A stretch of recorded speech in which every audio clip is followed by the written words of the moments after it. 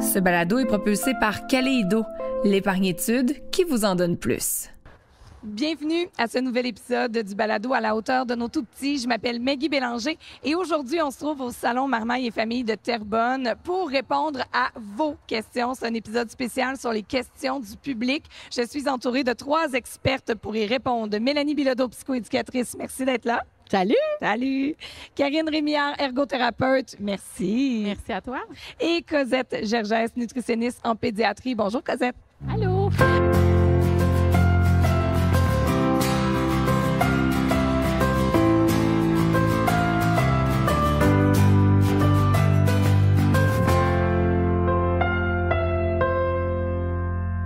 Alors, vous avez été nombreuses et un vaillant papa qui m'a écrit pour me poser des questions. Donc, pour nos experts, si vous avez des questions, gênez-vous pas, vous pouvez venir les poser également. Donc, on va aborder ici des sujets variés. OK? Les gens m'envoyaient là, ce qui les turlupinait, comme on dit en ce moment. Alors, on démarre. Vanessa nous dit, Cosette, est-ce que tu aurais un truc, s'il vous plaît? J'aimerais ajouter davantage de protéines dans la boîte à lunch. J'ai toujours peur d'en manquer, mais mon enfant n'aime pas tellement la viande et les légumineuses. Premièrement, les protéines, c'est très difficile d'en manquer. Les besoins des enfants sont très, très faibles. Même en tant qu'adulte, c'est très, très faible. On réussit à les combler facilement parce qu'il y en a partout. Littéralement partout. On mise toujours sur la viande, sur les légumineuses, mais il y en a dans le pain, il y en a dans les céréales, il y en a dans le lait, il y en a dans le yogourt, il y en a dans le fromage. Il y en a un peu partout. Pour Donc, vrai? Même dans certains légumes, hein? Pardon? Y a dans pas... certains, ouais, hein? dans certains C'est comme légumes. les édamames, entre Oui, autres. bien ça, c'est une légumineuse, une edamame. Ah, t'as raison, c'est C'est vrai. légumineux, ça vient du soya. Mais c'est très facile d'aller les chercher dans les graines. Tu sais, les graines de citrouille, on peut en mettre dans Ouais. les écoles. Non, du beurre de soya, ça, on est capable de le mettre à l'école également. Ouais. Donc, c'est très facile d'aller les chercher. On surestime les besoins en protéines. C'est des ça que enfants j'allais très dire, dans le souvent. fond. Est-ce qu'il en manque réellement ou c'est nous qui sommes comme angoissés d'en mettre toujours plus? Hey, un smoothie avec du yogourt grec, puis un petit peu de poisson végétal ou un verre de lait. Tu mets ça dans la boîte à lunch sur ton enfant, quelques petits morceaux de fromage et voilà. Voilà, smoothie, ça peut être une bonne option, c'est Un vrai. potage. Tu mets du lait dans ton potage.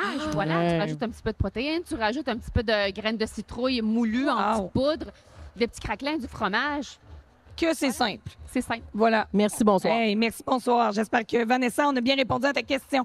Maintenant, j'ai Karine. Là, c'est peut-être une question pour vous 3 qui dit « Mon chum et moi n'avons pas la même vision de l'alimentation. Pour lui, c'est strict. On force les enfants à tout finir. Pour moi, c'est non. Que faire parce que c'est un combat à table? » J'imagine que le début de la réponse, c'est il faut s'en parler comme coparents avant de se rendre à la table devant les enfants, hein, Oui, pour trouver un terrain d'entente. puis il faudrait écouter l'épisode. L'épisode Sur, 1 sur les les légumes. Revenez. Les réponses, ils sont toutes. Bien, ils sont toutes, mais juste peut-être pour accompagner Karine rapidement, tu sais, je veux dire, je peux comprendre que ça amène sur le coup, à un moment donné, un problème parce que là, le père dit, exemple, on termine l'assiette. Elle a dit, ben non, c'est correct si t'as plus faim. Mais là, à un moment donné, au niveau de l'autorité parentale, ça peut Ouais. devenir un petit peu conflictuel. Ouais, c'est une question de cohésion puis de cohérence parentale. Fait que c'est sûr que oui, il va falloir en parler, il faut l'adresser, il faut se trouver un compromis comme parent, tu sais. Ouais. Puis c'est pas toujours de viser le juste milieu. Souvent, comme coparents, c'est ce qu'on cherche. Là. On se dit, il y en a un qui est à gauche, l'autre est à droite, on va essayer d'être dans le milieu. C'est pas nécessairement ça. Tu sais, c'est de voir qu'est-ce que toi, tu es prêt à laisser aller versus l'autre, puis essayer de trouver un compromis dans tout ça. Mais idéalement, pas devant l'enfant, c'est sûr. Non, hein, puis j'imagine Cosette pas à table. C'est des Non. discussions qu'on fait avant. Ah Ça, oui. ça concerne juste les adultes. Et moi, j'aimerais rajouter, se poser la question, pourquoi? Ouais. Ouais. Pourquoi le forcer? Je tiens à ce que mon... J'ai peur de quoi? Mettons, il la mange pas, son assiette. C'est quoi la pire affaire qui peut arriver? Qu'est-ce que ça me fait vivre comme parent? C'est ça. Ouais. Le pourquoi, se poser des questions. Pourquoi? Puis c'est normal d'être de milieux différents, mais comme tu dis, Mélanie, le but, c'est pas d'arriver toujours aux 50 au milieu. Chacun fait son bout de chemin. Est-ce Ouais. qu'on peut se dire, ben moi, c'est surtout la viande. Moi, c'est le gaspillage qui Ouais. me dérange. Moi, j'ai peur qu'il manque de telle chose. Moi, c'est parce que je le trouve petit. Il y a toujours une raison. Puis on peut peut-être adapter les portions ou trouver, nous, comme adultes, dans notre leadership parental, des solutions pour, Oui. par exemple, éviter le gaspillage si on sait qu'ils mangent toujours moins que ce qu'on a prévu, des choses comme ça. Puis, tu sais, avoir des attentes réalistes Ben oui, envers c'est ça. nos enfants et travailler un petit sur soi parce qu'il n'y a personne qui a dit nourrir un enfant, c'est facile. Eh non. C'est difficile. Puis on dirait que c'est toujours beau, hein, sur les réseaux sociaux, dans les livres, tout est parfait. Non, c'est du gris, nourrir un enfant. C'est beaucoup de gris. Puis j'ai envie de rebondir en disant, c'est de se questionner comme parent, oui, dans le pourquoi, mais qu'est-ce que je veux enseigner à mon enfant? OK, tu veux qu'il termine son assiette. Qu'est-ce que tu veux lui enseigner en faisant ça? Des fois, la réponse est surprenante. C'est pas toujours ce qu'on pense. Oui, c'est vrai. Mais est-ce qu'on pourrait aussi dire parfois, je prends un exemple chez nous, finissent pas l'assiette, mais après ça, ça demande comme 8 collations dans la soirée. Là, ça peut devenir un irritant. Tu sais, peut-être qu'il y a ça qu'on peut discuter, puis voir comment établir le cadre en lien avec avoir ça. Un cadre, tu sais, avoir des balises à la maison. Je pense que Mélanie t'en parle souvent de la clôture. Tu sais, il faut avoir, voici le cadre, pas les règlements, mais les cadres chez nous. Puis y tenir à ce cadre-là. Voilà. Donc, l'enfant, il le sait à l'avance. C'est pas une surprise. C'est comme ça à tous les jours, d'une journée à l'autre. Puis, ça se peut qu'à un repas, ton enfant, il avait moins faim à ce moment-là. Ça se peut que ton enfant ait, tu sais... Regardez dans la majorité. Voilà. Oui, il y a des balises, mais avoir une certaine flexibilité. Parce qu'on n'a pas des robots, on a des enfants, que l'appétit, c'est aussi prévisible que la météo. Oui. Puis le fait d'avoir le cadre, la structure aussi, je pense justement, on pense aux 3 repas par jour, mais justement de cadrer aussi les moments, je ne sais pas si tu es d'accord, mais les moments de collation pour éviter c'est ça. Je mange pas au repas. Puis pour justement le parent que lui, c'est plus strict, il va dire OK, c'est correct, mais là, il prend 4 collations après, ça peut devenir frustrant de dire là, on fait à ta façon, mais là, regarde qu'est-ce que ça crée. Voilà. De garder quand même un cadre, quand même une structure, mais 3 repas par jour, 3 collations, puis on ne sort pas de ça. Ça peut peut-être Et à quelle heure? Et à quelle heure, oui, exactement. Ça fait partie du cadre. Oui, exactement. Et qu'est-ce que tu peux manger à la collation aussi? Le parent est responsable du quoi? Alors, c'est pas vrai que tu vas nécessairement manger 4 pattes d'ours à tes 4 collations, une en arrière de l'autre. Oui, parce que, bon, j'ai rien contre les pattes d'ours, c'est très bon, mais se nourrir que de ça, on s'entend que ça serait pas suffisant. Donc, bref, parlez-vous, si vous le pouvez, on vous le souhaite avant. Établissez peut-être le cadre. Puis j'ai comme l'impression qu'après ça va se régler, peut-être pas tout seul, mais ça va grandement aider à ce qu'il y ait moins de conflits à la table. Véronique nous demande, Mélanie, aide-moi. J'ai de la difficulté à mettre un cadre sans toujours amener la punition. Dire à mon enfant, exemple, voici la consigne, c'est peut-être plus la consigne, le cadre, sans toujours se rendre à la fichue punition. Ouais. La menace. Tu sais, la punition, la menace, là, très souvent, c'est parce qu'on on se sent impuissant. On sent le besoin de reprendre le contrôle de la situation, tu sais. Fait que déjà, de revoir un peu cette espèce de hiérarchie. C'est pas vrai que tu es au-dessus de ton enfant puis qu'il doit absolument t'obéir au doigt et à l'œil. Donc, c'est de vraiment replacer cette espèce de relation-là, de se dire, mon enfant est mon égal, je suis son égal, j'écoute ses besoins puis j'essaie d'y répondre. Ensuite, moi aussi, j'ai des besoins comme parent qui doivent être répondus et bien souvent, ça va faire partie des limites que je vais mettre en place, tu sais. Donc, on va mettre des limites à table, on va mettre des limites dans la vie de tous les jours, sur le respect, sur les consignes, sur la routine, etc. Donc, la punition, c'est... Tu sais, la première affaire, j'ai envie de demander à cette maman-là, c'est observe quel est l'impact de ta punition. Est-ce que tu sens que ça fonctionne? Et est-ce que tu la fais vraiment? Oui, parce que là, ça, sinon, c'est une menace. Mais là, c'est ça, on est plus dans la menace que la réelle punition. C'est ça. Donc, c'est de se demander qu'est-ce que je veux enseigner, encore une fois, à mon enfant. Voilà. Alors, la punition, elle est rarement logique, elle est rarement cohérente avec ce qui vient de survenir. Alors, si je veux sévir puis ramener cette espèce de position d'autorité-là, bien là, je suis en train de fragiliser mon lien avec mon enfant aussi. Parce que les enfants vont tout faire pour essayer d'éviter les punitions. On pourrait en parler longtemps. Bien, je peux comprendre. Ils vont tout faire pour se sauver le derrière. Donc, ils vont nous mentir, ils vont faire des affaires en cachette. On va perdre cette espèce d'honnêteté de l'enfant qui dit « Oui, j'ai fait ça, mais je sais qu'il fallait pas. » Tu sais, c'est pas grave un enfant qui fait une erreur. Ben non. Hein? L'idée, c'est que l'enfant sache qu'il peut nous faire confiance dans tout ça, qu'il peut nous nommer les vraies affaires. Fait que c'est de te poser la question, qu'est-ce que tu veux enseigner à ton enfant? Est-ce que tu veux lui enseigner la peur? Est-ce que tu veux lui enseigner à ne pas te faire confiance? Est-ce que tu veux lui enseigner à te mentir? Ou est-ce que tu veux lui enseigner quelque chose de logique en lien avec ce que tu as jugé comme étant un manquement ou un non-respect de la consigne, tu sais? Bien, c'est ce que j'allais dire. Exemple. une consigne sur le ramassage de la chambre, par exemple. Là, mettons un enfant de 6, 7, 8 ans. On lui demande de le faire, on lui donne un cadre, on lui donne du temps.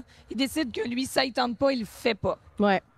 Ça pourrait être quoi un exemple d'intervention pertinente, logique, sans dire, bon, ben je te prive de sortie ou je te prive de parce que tu l'as pas fait puis que là, il finit par le faire à contre-cœur. Est-ce que ça serait peut-être quoi de lui expliquer l'aide que ça nous apporte, le pourquoi on lui a demandé ça? Ben oui, tu pourrais d'abord, mais ça n'aura pas un effet miraculeux à 7 ans. Là, souvent, l'idée, c'est de l'amener à se responsabiliser. Puis à un moment donné, il va dire, ah ben oui, c'est vrai que ça doit aider ma mère. T'sais. Voilà. Mais j'ai une garde de 19 ans à la maison, là, puis je vous jure que ça vient pas d'emblée encore. Là, OK.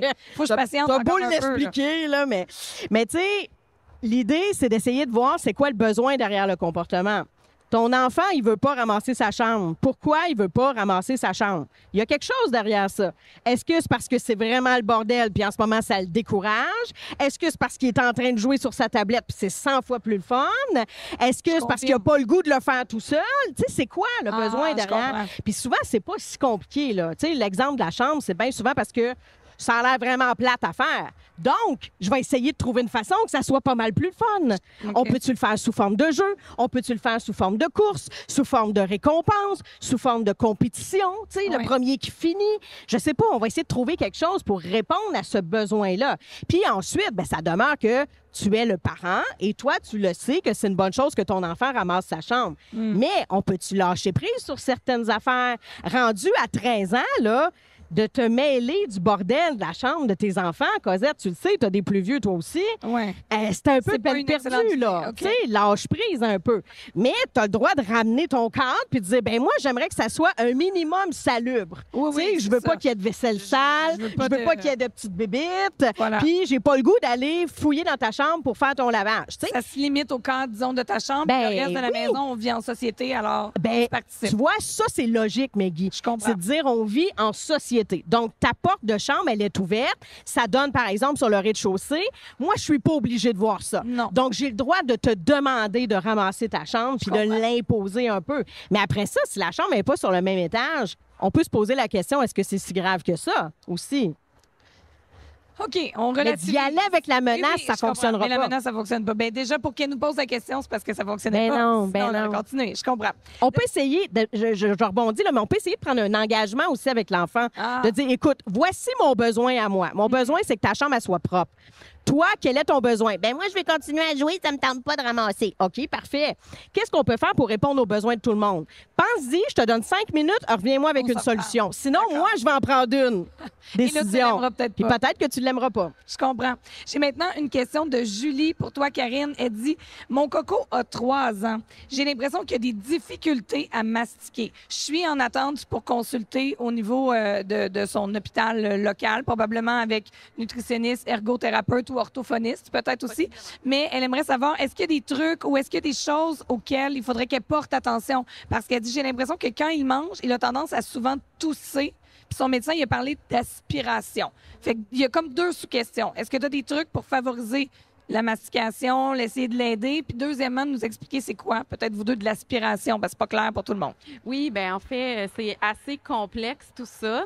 Ben oui, je pense qu'effectivement, d'avoir des services le plus rapidement possible, ça peut être très, très pertinent. Mais en fait, pour la mastication, ben c'est sûr que première étape, ben c'est de s'assurer, la priorité, c'est la sécurité. Fait observer. S'il y a de la toux, c'est probablement signe qu'il y a quelque chose qui se passe pas super bien. Puis en fait, c'est sûr que quand on pense à la déglutition, on pense au moment où on avale, mais en fait, tout le processus commence dans la bouche. Donc, justement, la mastication est nécessaire. Il faut qu'elle soit efficace pour qu'on puisse avaler de façon sécuritaire. Donc, c'est sûr que tous les aliments qui vont demander une mastication très mature, donc un petit cisaillement pour aller bien broyer les fibres, bien, c'est sûr que ça va être des aliments un peu plus à risque. Donc, tous les aliments fibreux, la laitue, les céleris, les carottes crues, tous ces aliments-là vont demander beaucoup de mastication. Donc, ça peut être des aliments à modifier pour les rendre plus faciles à mastiquer. La viande aussi. La viande Oui, également, mais la qui a viande, beaucoup c'est de ça. fibres aussi. Fait que c'est sûr qu'à ce moment-là, on peut modifier la texture pour les rendre plus sécuritaires. Évidemment, quand l'enfant va l'apprécier. Donc, blanchir les légumes, les faire cuire pour les rendre plus faciles. Faire attention à la grosseur et la forme qu'on va donner aussi. Souvent, justement, donner en petits morceaux, ça va être moins à risque, plus facile à broyer avec les dents.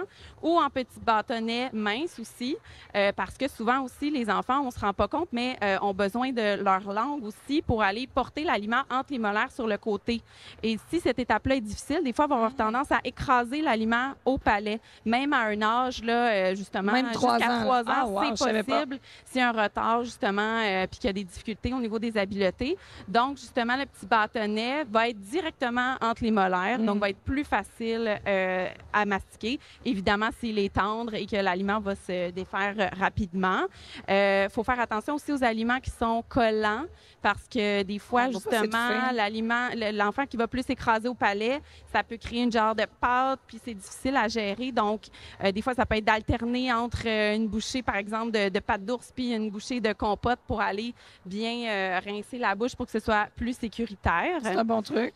Puis, On aime ça, les pâtes d'ours, on dirait. Hein? ouais, Ça vient vite en exemple. C'est très collant, par contre. Puis Oui. c'est des choses, des fois, qu'on pense pas comme parents. On se dit, ah, ben c'est mou, ça veut dire que c'est facile à gérer. Mais, tu sais, le pain blanc ou Pain le pain baguette. brun, le pain baguette, la mie de pain, Faire c'est plus attention, sécuritaire. Le pain grillé, justement. OK. Les tortillères, c'est très collant. Ça peut s'accumuler dans la bouche. Donc, fait que faire attention à ces aliments-là. Puis c'est ça. Au niveau de l'aspiration, c'est assez complexe, mais en fait, c'est vraiment au moment de la déglutition. On a comme un petit clapet qui va aller, une petite porte là, qui va aller bloquer les voies respiratoires, en fait, quand on envoie à la déglutition. Donc, si justement, il y a une problématique au niveau de la mastication qui fait que les aliments ne sont pas tous cohésifs en bouche. Tu sais, quand on mastique, on va créer un bolus qu'on appelle, donc un genre de pâte, là, si on veut, tout homogène, qui fait que quand on avale, tout va être bien coordonné. Donc, c'est sûr que si on a la difficulté à bien gérer, à bien agglomérer les aliments ensemble, mais ça se peut qu'il y ait une petite toux. Ça veut dire qu'un aliment est possiblement passé de l'autre côté du petit clapet. Ça, on veut pas ça. Mais là, j'imagine que on veut là, pas ça. compte tenu que c'est très technique, c'est au moment de la consultation, probablement en centre hospitalier, que là, ils vont pouvoir Oui, valider tout ça. Parce que exactement. c'est pas la majorité des enfants. Là, Non, ça doit être pas du tout, quelque chose pas d'assez du tout. précis. C'est pour ça que je vous dis l'aspiration, OK. c'est compliqué. Je pense Je que comprends. ça prend vraiment une évaluation pour aller voir. Et là, j'ai une toute dernière question qui s'adresse surtout Mélanie Cosette. C'est Charles qui nous a écrit, un papa. J'aime ça, les papas, quand vous m'écrivez. Salut, Charles. Et il nous demande 2 choses. Il dit, moi, j'ai un coco qui est anxieux. J'essaie d'être sécurisant. J'essaie de l'accompagner. Mais il dit, je vis 2 situations. D'abord, Cosette, il n'aime pas s'asseoir à table. Son coco a 5 ans. Il dit, c'est comme si pour lui, là, ça y mettait une pression, le repas familial. Il dit, pourtant, on fait le repas au centre de la table, on fait tout ce qu'il faut, mais on le voit dans son œil qu'il y a du stress. Qu'est-ce qu'on fait? Changer de place. J'allais dire la même affaire. On déconstruit, on pète le pour moule, vrai? on recommence. On recommence. Juste changer de chaise autour de la même On table. pète le moule. Bien, ça peut être ça, ou ça peut être aussi, est-ce qu'on peut manger à d'autres endroits Ouais. autour de l'îlot? Est-ce qu'on peut s'asseoir à terre dans le salon, faire des pique-niques, amener le plaisir à table? Et parce que probablement, il doit sentir l'attente. J'arrive Oui. à table, on s'attend à manger, c'est fait pour ça. Oui, oui, il y a des Versus, attentes, c'est sûr. Je m'assois sur un tapis, devant la télé, pas de télé, vous décidez ce que Peu vous voulez. importe. On fait un pique-nique, on jase. Puis on en profite pour manger. Il n'y a pas d'attente. On peut-tu changer le contexte? Vraiment, changer le contexte. Ça Voilà. peut être, mettons, on va proposer le repas à l'heure d'une collation. Tu sais, changer. Ouais. Ah, c'est une bonne idée, ça. J'aime Parce que ça. On n'est pas pareil en tant que parent. Notre vibe n'est pas la même à l'heure de la Ah, collation. non. Il y a jamais un parent qui me dit « Hey, je m'inquiète, mon enfant refuse ses collations. » C'est vrai bout que de nos sa enfants collation. ne C'est vrai. refusent jamais les On collations. n'est pas pareil. On est comme dans un On l'attend. laisser-aller de collation, c'est Ouais. vrai. Hein? C'est Versus vrai. ce repas, il y a On prend un ça petit comme stress. C'est comme un extra Ah, j'aime pour nous, une ça. collation. Et pourtant, un enfant, c'est 6 repas. C'est même pas repas-collation, c'est 6 repas pour un enfant. OK, on voit ça comme ça, 6 repas. Oui, regardez les collations comme des mini-repas pour votre enfant. Fait que changez votre vibe un peu. Puis si pour vous, à l'heure de la collation, vous êtes moins stressant, parce qu'on l'est. Mais oui. On veut bien, mais on veut tellement que notre enfant mange, puis ça vient vraiment d'une bonne place. changer, je vous dirais, le contexte. Donc, sortez de la table. Oui. Puis, le moment, l'heure des repas. Proposer les repas à l'heure d'une collation, peut-être que ça peut aider. Ne regardez pas votre enfant. Tu sais, Ne souvent, pas le regarder, OK? Ouais. on regarde l'assiette. Hein? Ah, c'est comme si on le met scrutait la pression. pendant qu'il mange. Ben OK, oui, je comprends. ben On met de la oui. pression puis de l'attention sans vouloir. Oui, puis on passe des commentaires. Oui. On passe beaucoup de commentaires. Puis des C'est fois, bon, c'est pas négatif, c'est ça? Non. C'est bon, ouais? C'est Écoute, c'est bon. c'est pas Ouais. comme pas assez.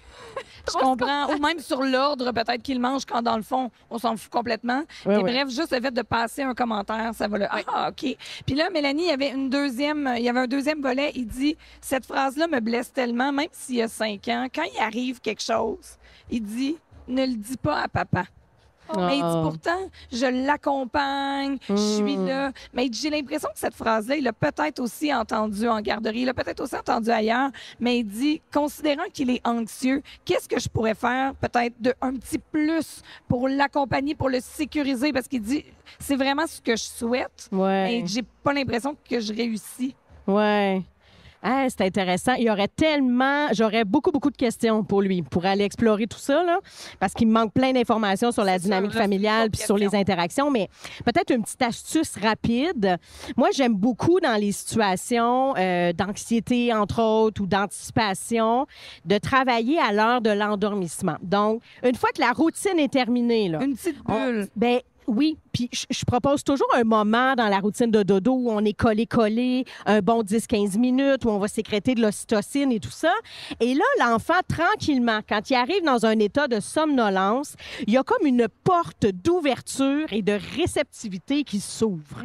Et là, c'est le bon moment pour nommer des choses à un Peut-être enfant. aller chercher des indices. À tous les jours, je ferai ça avec mon enfant. Donc, on se colle, puis là, on lui dit tout ce qu'on pense. Ouais. Coco, je pense que des fois, tu as peur de me nommer des choses. Ou des fois, il y en a qui disent, dis-le pas à papa. Mais tu sais, je vais toujours être là pour toi. Tu peux toujours Répéter. compter sur moi. Je serai jamais fâchée quand tu me dis la vérité. Tu sais, peu importe, là. Ce qui te passe par le cœur et J'aime par la ça. tête, et de répéter toujours la même affaire à tous les soirs. À un moment donné, il y a quelque chose qui va émerger de ça. Je ne sais pas sous quelle forme. Peut-être que l'enfant va nous nommer clairement ses peurs. Son blocage qu'on a peut-être juste pas vu. Peut-être que ça va se manifester sous forme de jeu. Peut-être que l'enfant va nous répondre à ce moment-là, puis on s'y attendait pas. Ou tout simplement, on va voir les choses s'améliorer dans la relation Je avec comprends. l'enfant. Puis ça, on peut le faire dans plein de contextes. Un enfant qui se sent plus insécurisé parce que papa, maman travaillent beaucoup, puis que l'on sent qu'il s'éloigne de nous, on peut lui nommer. Je sais que présentement, je suis pas super présent pour toi. Peut-être que ça te fait peur. Peut-être que tu as la pensée que je reviendrai pas, mais tu sais, je vais toujours être là pour toi. Tu peux toujours compter sur moi. On je répète comprends. ça à tous les jours. Ah, j'aime ça. C'est une petite astuce C'est une rapide. première astuce. Et si ça perdure dans le temps, ben là, peut-être justement d'aller consulter pour pouvoir analyser le contexte. Oui. Il y a peut-être quelque chose Absolument. de caché qu'il n'a pas observé. Oui, dans c'est cette- le genre de choses qu'on fait en clinique, là. Oui. Oui. On n'hésite pas à aller vous voir. Merci beaucoup, mesdames. On a fait le tour de plusieurs questions du public. Je pense que pour d'autres qui m'ont été posées, eh bien, il va falloir retourner dans les autres épisodes de Balado. Je vais prendre le temps d'écrire aux gens pour leur donner la référence. Merci de votre présence ce matin.